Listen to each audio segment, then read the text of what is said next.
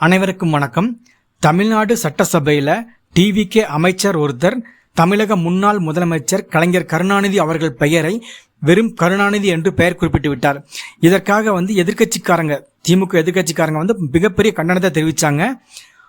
இதுக்கடுத்து பேசும்போது தமிழக இந்நாள் முதல்வர் ஜோசப் விஜய் அவர்கள் எந்திரிச்சு எனது அமைச்சர் வெறும் கருணாநிதி என்று பெயரை மரியாதை குறைவாக பேசினதுக்காக நான் சாரி கேட்டுக்கிறேன், நான் மன்னிப்பு கேட்டுக்கொள்கிறேன் என்று தமிழக முதல்வர் ஜோசப் விஜய் அவர்கள் சொன்னார்.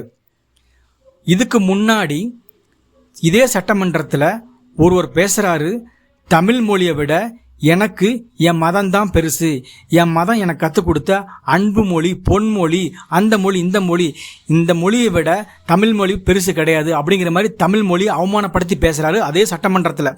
அப்போது இதே ஜோசப் விஜய் என்கிற இவர் தமிழ்நாடு முதலமைச்சர் எந்திரிச்சு என்னுடைய அமைச்சர் தமிழை விட அவர் மதம் தான் பெருசுன்னு சொல்கிறாரு, இதுக்காக நான் மன்னிப்பு கேட்டுக்கிறேன் அப்படிங்கிற ஒரு கண்டனத்தை அவர் தெரிவிக்கவே இல்லை. ரெண்டாவது பார்த்தீங்க அப்படின்னா தமிழ் கடவுள் முருகன் கொஞ்ச நாளைக்கு முன்னாடி நியூஸ் போயிருக்கோம், நீங்கள் பார்த்துருப்பீங்க எல்லாம் ஆன்லைனில் நியூஸில் சமூக வலைதளங்களில். அதாவது தமிழ் கடவுள் முருகனை பார்த்தீங்க அப்படின்னா ஒரு டிவிக்கே கட்சிக்காரன் வலைதளங்களில் முருகனை அவ்வளோ கேவலமாக பேசுகிறான். ரொம்ப ஆபாசமாக தமிழ் கடவுள் முருகனை பற்றி கேவலமாக பேசுகிறான். ஒட்டுமொத்த தமிழர்களோட கடவுளே முருகன் தான். அப்பேற்பட்ட முருகனை அந்த மைக்கேல்ங்கிற ஒருத்தன் கேவலப்படுத்தி வலைதளங்களில் கேவலமாக பேசுகிறான். இவர் சொந்த கட்சிக்காரன். அப்பையெல்லாம் இவருக்கு எந்த வருத்தமும் கிடையாது. ஏன்னா அவர் தமிழ் கடவுள் இல்லையா, முருகன் இல்லையா, இவருக்கு அதுக்கு என்ன சம்மந்தம் இருக்குது? அதனால அதை பற்றியெல்லாம் இவருக்கு எதுவுமே கேள்விப்படல.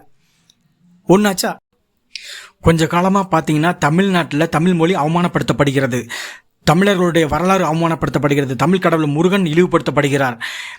தமிழக முதல்வர் திரு ஜோசப் விஜய் அவர்கள் தமிழ்நாடு சட்டமன்றத்தில் ஒரு வார்த்தையை பதிவு செய்கிறாரு. மொழி இனம்னு சொல்லிட்டு சில கட்சிகள் உதாரிட்டு தெரியுது, இதை நாங்கள் ஏற்றுக்க முடியாது அப்படின்னு. இதை யாரை சொல்கிறாருன்னா நாம் தமிழ் கட்சி சீமானை சொல்கிறாரா அப்படிங்கிற கேள்வி என்னோட இருந்திருக்கு. ஏன்னா அவர் தான் தமிழர்களுக்காக தமிழ் கடவுள் முருகனுக்காக போராடக்கூடிய ஒரே ஆள் சீமான் தான். ஸோ சீமானை இவர் இன்டைரக்டாக தமிழ் மொழி இனம்னு சொல்லிட்டு சும்மா பில்டப் காட்டாதீங்க அப்படிங்கிற மாதிரி சட்டமன்றத்தில் பதிவு செய்கிறாரு.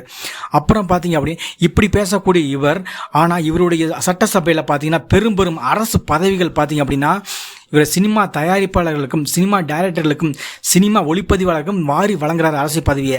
அந்த வழங்கக்கூடிய அரசு பதவி பார்த்தீங்கன்னா தமிழர்களுக்கு அப்படின்னு கேட்டால் இல்லை. அது பார்த்தீங்க அப்படின்னா கேரளாவை சேர்ந்தவர்களுக்கும் ஆந்திராவை சேர்ந்தவர்களும் கர்நாடகா சேர்ந்தவர்களுக்கும் இந்த அரசு பதவிகள் வழங்கப்படுகின்றன.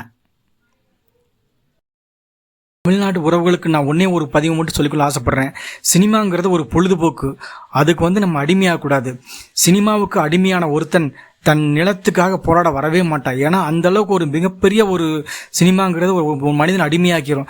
தயவுசெய்து சினிமாவை பார்க்குறது, அந்த நடிகர்கள் புகழ் போட்ட விட்டு தமிழ்நாட்டில் என்னென்ன பிரச்சனை நடக்குது சற்று கூர்ந்து கவனிங்க. உங்கள் மொழி அவமானப்படுத்தப்படுகிறது, உங்கள் தமிழ் கடவுள் முருகன் அவமானப்படுத்தப்படுகிறார்.